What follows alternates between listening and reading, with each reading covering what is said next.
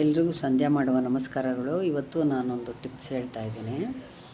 ಈ ಟಿಪ್ಸ್ ಏನಪ್ಪ ಅಂದರೆ, ನಾವು ಇವಾಗ ರಾತ್ರಿ ಮಲ್ಕೊಂಡು ಬೆಳಿಗ್ಗೆ ಎದ್ದೊಳ್ತೀವಲ್ಲ, ಬೆಳಿಗ್ಗೆ ಎದ್ದಿದ ತಕ್ಷಣ ಕೆಲವರು ಎಲ್ಲರೂ ಬಾಯಿ ಮುಕ್ಕಳಿಸಿ ಊದ್ಬಿಟ್ಟು ಆಮೇಲಿಂದ ಬೇರೆ ನೀರು ಕುಡಿಯೋದು ಅಥವಾ ಬ್ರಷ್ ಮಾಡಿಬಿಟ್ಟು ಆಮೇಲೆ ಮಾಡ್ತಾರೆ. ಆ ಥರ ಮಾಡೋಕ್ಕೆ ಹೋಗ್ಬಾರ್ದು. ಬೆಳಿಗ್ಗೆ ಎದ್ದು ನಾವು ಬಾಯಿ ಮುಕ್ಕಳಿಸೋಕ್ಕಿಂತ ಮುಂಚೆ ಆ ಎಂಜಿಲ್ ಇರುತ್ತಲ್ಲ, ಆ ಜೆಲ್ನ ತಕ್ಕೊಂಡು ಕಣ್ಣತ್ರ ಈ ಥರ ಕಣ್ಣಿಗೆ ನಾವು ಕಾಡಿಗೆ ಇಟ್ಕೊಳ್ಳಲ್ಲ, ಆ ಥರ ಕಣ್ಣಿಗೆ ಮತ್ತು ಇಲ್ಲಿ ಕಣ್ಣು ಕೆಳಗಡೆ ಇಟ್ಕೊಂಡ್ರೆ ಆ ಕಣ್ಣಿಗೆ ಆದಷ್ಟು ನಮಗೆ ಪೊರೆ ಬರೋಲ್ಲ. ಬೇಗ ಕಣ್ಣದು ಪೊರೆ ಬರುತ್ತಲ್ಲ. ಇವಾಗ ತುಂಬ ಜನ ಎಲ್ಲ ಆಪ್ರೇಷನ್ಸು ಇದು ಲೆನ್ಸ್ ಎಲ್ಲ ಹಾಕಿಸ್ಕೊತಾ ಇದ್ದಾರಲ್ಲ, ಅದು ಆಗಲ್ಲ, ಆ ಥರ ಎಲ್ಲ ಆಗಲ್ಲ. ಮತ್ತು ಇಲ್ಲಿ ಕೆಳಗಡೆ ಕಣ್ಣು ಕೆಳಗಡೆ ಇರೋದೆಲ್ಲ ಇದಾಗುತ್ತೆ, ಕಪ್ಪೆಲ್ಲ ಹೋಗುತ್ತೆ.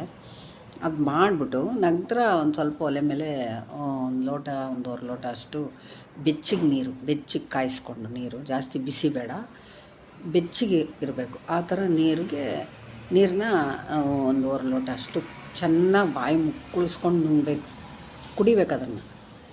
ಆ ಥರ ಕುಡಿದ್ರೆ ನಿಮಗೆ ಹೊಟ್ಟೆಯಲ್ಲಿ ಅದು ಎಂಜಲಲ್ಲಿ ಬ್ಯಾಕ್ಟೀರಿಯಾಗಳಿರ್ತವೆ.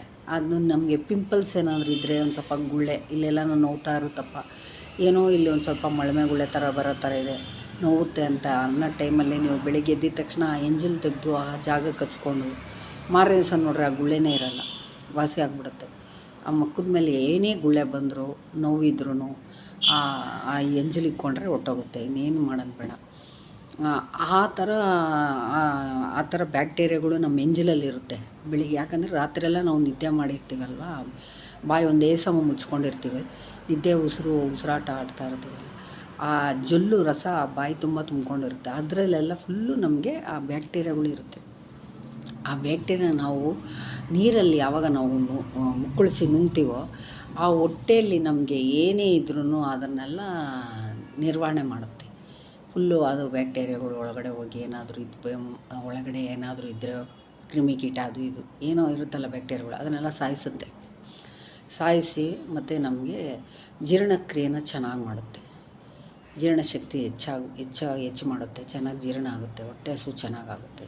ತಲೆ ಕೂದಲು ಉದುರಲ್ಲ. ತಲೆ ಕೂದಲು ಕೆಲವರಿಗೆಲ್ಲ ಫುಲ್ಲು ಬಾಣಲೆಗೆ ತುಂಬ ಜನ ಈಗ ಟೋಕನ್ಗಳು ಹಾಕ್ಕೊಳ್ಳೋದು, ಇವಾಗೆಲ್ಲ ರೆಡಿಮೇಡ್ ಟೋಕನ್ಗಳು ತುಂಬ ಬಂದಿದ್ದಾವೆ. ರಾಜಾ ಮಾರ್ಕೆಟ್ಗೆ ಹೋಗ್ಬಿಟ್ರೆ ಅಂತೂ ಪೂರ್ತಿ ಏನು ಬೇಕು ಎಲ್ಲ ಸಿಗುತ್ತೆ. ಅದು ಸುಮ್ಮನೆ ಹಿಂಗೆ ಅಂಟಿಸ್ಕೊಳ್ಳೋದು ಬರುತ್ತೆ, ಅದನ್ನು ಇಲ್ಲಿ ಬಾಣಲೆ ಆಗಿರ್ತಾರಲ್ಲ ಅಂಟಿಸ್ಕೊಂಡು ಪೂರ್ತಿ ಕೂದಲು ಈ ಥರ ಬಿಟ್ಕೊಳ್ಳೋದ್ರ ನಮ್ಗೆ ಗೊತ್ತೇ ಆಗಲ್ಲ.